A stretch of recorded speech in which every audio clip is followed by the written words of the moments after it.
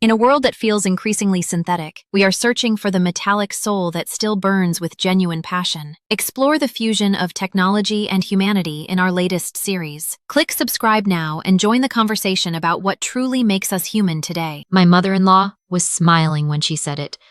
That's the part I keep coming back to.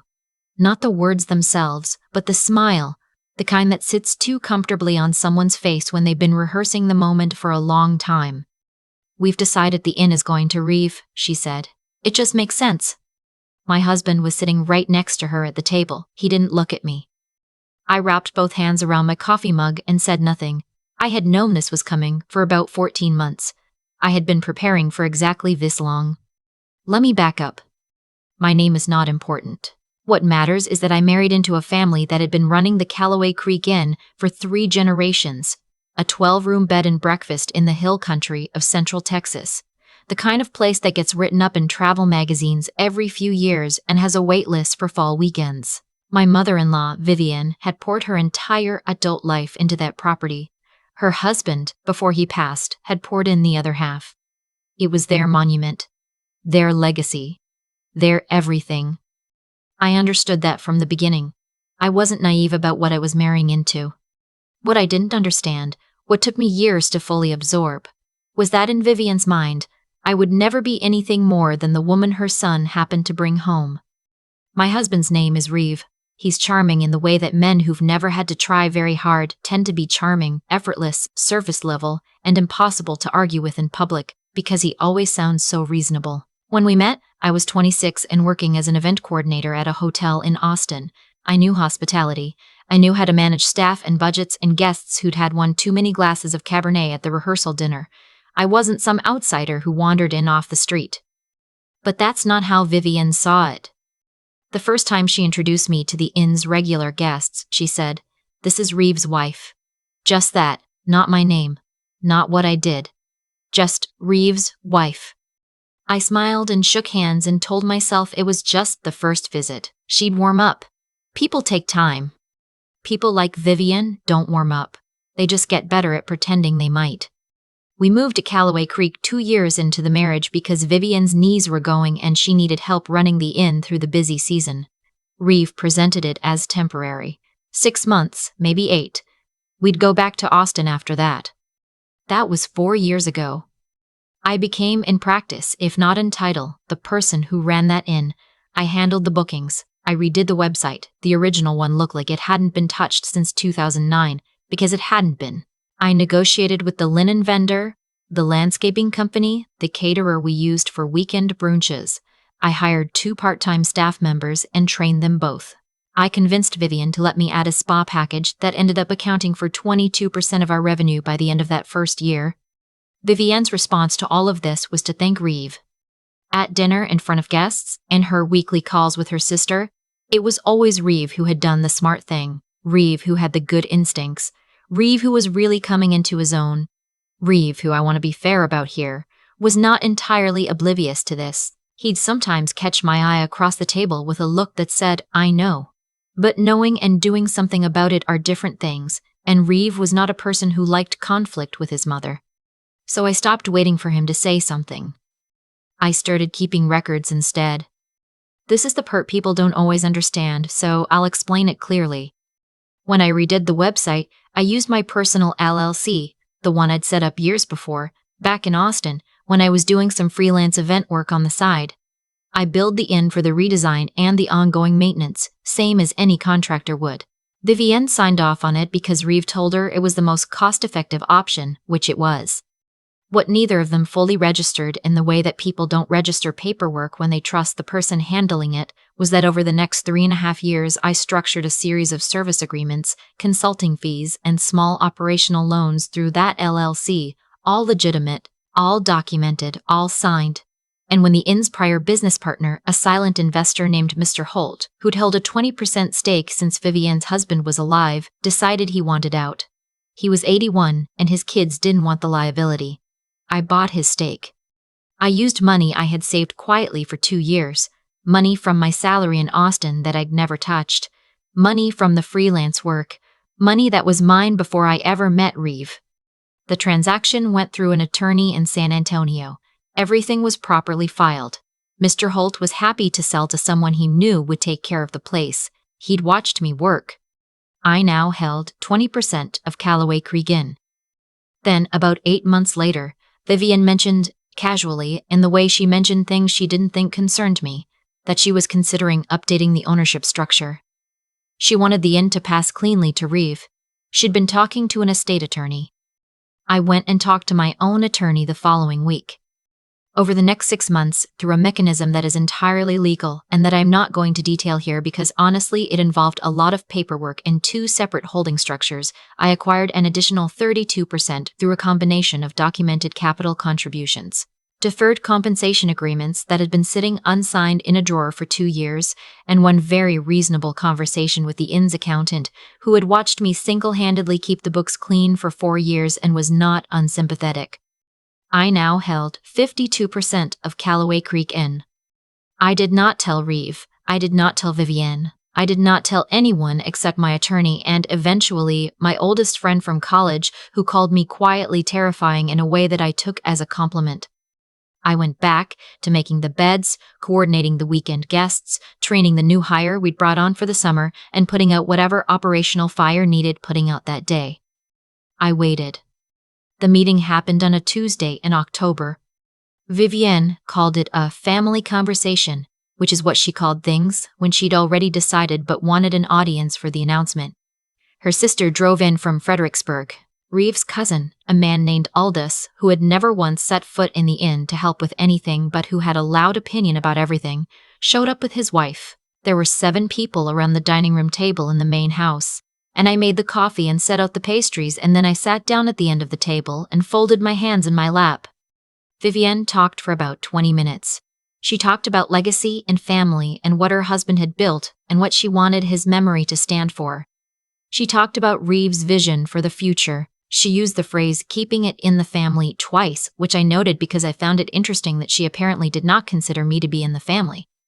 Then she said that she was signing her controlling interest over to Reeve, effective at the end of the year. She had the documents prepared. Her attorney had reviewed everything. She slid a folder across the table to Reeve. He opened it. He looked genuinely moved. He reached over and squeezed his mother's hand. Aldous started talking about expansion plans. I picked up my coffee and took a sip. Our family attorney, and I should mention here that I had called him 2 days before and asked him to be present, which I told Vivian was just to make sure all the signatures were handled correctly, cleared his throat from the corner of the room. "Before we move forward," he said, "there's something we should probably address." Vivian looked at him over her reading glasses. "What's that?" "The ownership structure of the inn as it currently stands." He opened his own folder. As of 14 months ago, the majority controlling interest, 52%, is held by a separate entity. He looked at me. "Would you like to explain, or should I?" "I'll do it," I said. I set down my coffee cup. I looked at Reeve first, then at Vivienne. "I own 52% of this inn," I said. "I have for over a year. The purchase was legal, documented, and properly filed with the county. The capital contributions that form part of that stake were drawn from deferred compensation that the inn owed me, agreements that were signed, though I suspect no one at this table read them very carefully." The room was completely silent. Vivian stared at me. Aldous' wife looked at Aldous. Reeve, and I want to be precise about this, Reeve looked at me with an expression I had never seen on his face before. It wasn't anger exactly. It was something more like recognition. Like a person who has been underestimating the depth of water for years and has suddenly felt the bottom drop out. "What does that mean?" Vivian said slowly. "For what I just." "It means," the attorney said, gently but clearly, "that you cannot transfer a controlling interest you don't hold. Your remaining stake is 41%. Reeve's 7% stays as is. Any major operational or ownership decisions going forward require majority approval. Which means," he looked at me again, "they require her." Vivian put her hand flat on the table. I didn't say anything for a moment. I let it sit. I thought about 4 years of dinners where my name wasn't said. 4 years of guests being told what Reeve had built. 4 years of spreadsheets and linen negotiations and 6 a.m. check-ins and a website that had won a regional hospitality award and had my name nowhere on it. "I don't want to blow this up," I said. "I want to be clear about that. I love this inn. I have worked for this inn in a way that I think everyone in this room knows, even if it hasn't always been acknowledged. I want to keep running it. I want it to be successful. But I'm not going to keep running it as an invisible person. Ree's cousin started to say something about lawyers and challenges, and I didn't really listen. I knew the paperwork. My attorney knew the paperwork. Vivienne didn't say anything for a long time. Then she stood up, collected the folder she'd brought, and walked out of the dining room. I don't know what she did with the documents. I didn't follow her. That was 4 months ago. Reeve and I have had a lot of conversations since then. Some of them have been hard. Some of them have been the most honest conversations we've had in years, which tells you something about how we'd been communicating before. He told me he felt blindsided. I told him that I understood that, and also that I had watched him stay quiet for 4 years while his mother erased me from the story of my own work, and that I needed him to sit with that for a while before we talked about what I should or shouldn't have done. He sat with it. We're still married. I don't know yet what that will look like long term. That's a separate conversation. What I do know is this: the inn had its best quarter on record this past fall. I hired a full-time operations manager. We're booked through April. The new breakfast menu I designed with the chef we brought on is getting written up in places I used to dream about when I was 26 and coordinating other people's events. Vivienne still lives in the main house. We are polite to each other. She asked me last week if the linens for the corner suite had been ordered. I told her yes. She nodded. She didn't say thank you. But she also didn't call me Reeve's wife. That's not nothing. That's actually, for her, quite a lot. I made my coffee, walked back out to the front porch, and watched the sun come up over the hill country the way I do every morning. The inn was quiet. The guests were still asleep. The whole property was just sitting there in the early light, the way it does before the day gets complicated. It looked like mine. Because it is. I think about the morning after a lot, not the meeting itself. I'd rehearsed that in my head so many times it didn't feel real when it finally happened. It's the morning after I keep returning to. I woke up at 5:30, the way I always do, made coffee, walked out to the front porch, and watched the light come up over the hills. Nothing about that morning looked different. The inn was the same. The trees were the same. The only thing that had changed was that everyone in that dining room now knew what I had known for over a year. There's something I've come to understand about how things actually work, not in a philosophical way, but in a practical, lived-in way. What you do consistently and quietly tends to catch up with you. Both directions. Vivienne spent 4 years treating me like a supporting character in her son's story, and she did it so automatically that I don't even think she noticed she was doing it. But those 4 years also gave me 4 years of uninterrupted time to learn every corner of that business, to build relationships with the vendors and the accountant and the guests, to make myself indispensable in ways that no family meeting could undo. The same conditions that were meant to keep me small were the ones that gave me room to build something real. I didn't set out to be strategic. That's the honest version. I set out to do my job well because I cared about the inn and because I don't know how to do things halfway. The paperwork came later when I realized that caring wasn't going to be enough, that without something on paper, all of that work would just keep being credited to someone else. So I got methodical. I read contracts. I asked questions my attorney probably thought were excessive. I made sure that every contribution I made left a documented trail. That's the part I'd want anyone in a similar situation to sit with. Not the dramatic moment in the dining room. That was just the result. The real work was quieter and longer and a lot less cinematic. It was years of showing up and paying attention and refusing to let myself be written out of my own story, even when every signal around me suggested I should just accept the role I'd been assigned. There's a version of me that stays angry about those 4 years. I visit her sometimes. But I don't live there because the anger doesn't account for what I actually learned about business structures, about my own capacity to hold a long plan, about what I'm willing to endure for something I believe in. I came out of that period sharper than I went in. That has to count for something.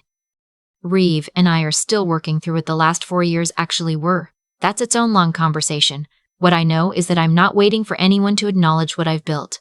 The acknowledgement is in the numbers. It's in the bookings. It's in the award the inn won last spring that had my name on the application for the first time. Vivienne asked me last week about the linen order for the corner suite. I told her it was handled. She nodded and walked away. It wasn't an apology, but it wasn't Reeves' wife either. Some reckonings arrive loudly. Some of them just look like a woman walking away from a conversation she used to control into a building she no longer owns. I went back to my coffee. The inn was quiet, the guests were still asleep, and I had work to do.